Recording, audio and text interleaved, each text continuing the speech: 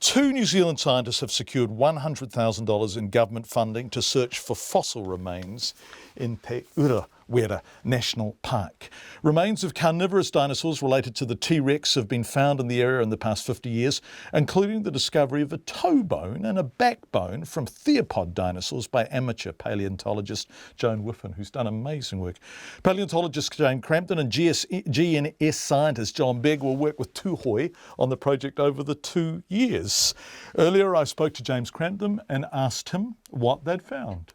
We've only scratched the surface, done reconnaissance level work there. We know there's fossils there, all sorts of fossils, of marine shellfish, and we know there are fossil bones of larger animals that lived at the same time as the dinosaurs.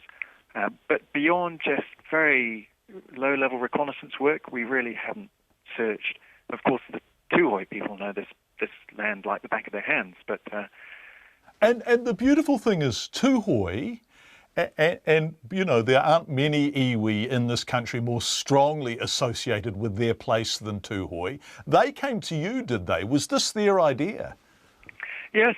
Yes. Well, this idea sort of grew out of several years ago. So one of my colleagues, well, the other scientist on this proposal, John Begg at GNS, led a geological mapping program up through Te Urerewa and really just putting together the basic geological map of New Zealand.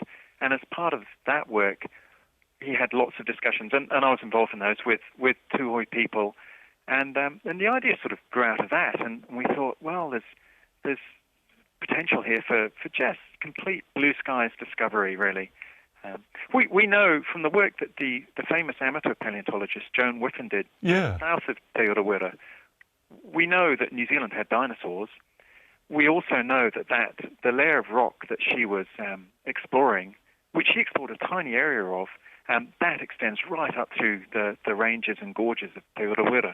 And so it's this idea to go and explore. It's so exciting, isn't it? And it's wonderful in science. When you use the phrase blue sky, isn't it exciting that actually this is a journey of discovery, a voyage of discovery for you all? It is. I mean, it's real frontier paleontology, actually, because it is such forbidding. I mean, it's beautiful country, but it's forbidding to go and explore when you're actually trying to look at the rocks. And I guess I must emphasize that the fossils, there's that whole element of discovery for those, which is wonderful, but the fossils are also just a vehicle to draw people in to this whole, particularly young people, to the excitement of discovery. And from the fossils you can have conversations about all sorts of things, you know, whether it's climate change or resource exploration or whatever it is, lots of aspects of science. You start that conversation. The fossils are just, in a way, they're just a great hook to get people into those conversations. Yeah, and I'm hanging on every word, and we all instantly feel like little kids again. Every time dinosaurs are discussed, I'm transformed back to the little plastic ones I had as a 4-year-old and that my children have had. The question, I guess, though, about the fossils is how old are they? How old are the oldest? Do you know yet? Oh, we've got a reasonable idea. Probably about 85 million years old. So just when I was a child. Me too. You and me both. So yeah, they're about 85 million years old. So at that time, New Zealand, the dinosaurs became extinct at 65 million years ago. And at 85 million years ago, New Zealand was a sliver of land that had just broken away from the ancient supercontinent, Gondwana land. So we were physically separated. We were an island in the southwest Pacific, and we just sort of started, we're further south than we are today, and we just sort of started drifting north, under the power of continental drift. And as we drifted, some of the dinosaurs went along for the ride. That's exactly right. They were by this stage, by the time these rocks were deposited, those dinosaurs were captive on New Zealand, which was bigger, probably bigger land area than today, but still a relatively small land area compared to the full-size continents. And so would their extinction have been separate from the wider extinction of dinosaurs? In other words, might they have run out of things to eat earlier and died off sooner? Oh, no, I don't think so. I mean, it would have still been a rich environment, probably looking not too dissimilar. I mean, there would have been differences in the vegetation, but probably not looking too dissimilar to what Te Urerewa looks like today. Wow. No, they would have been rich. They did become extinct at the same time as all the other dinosaurs on the planet.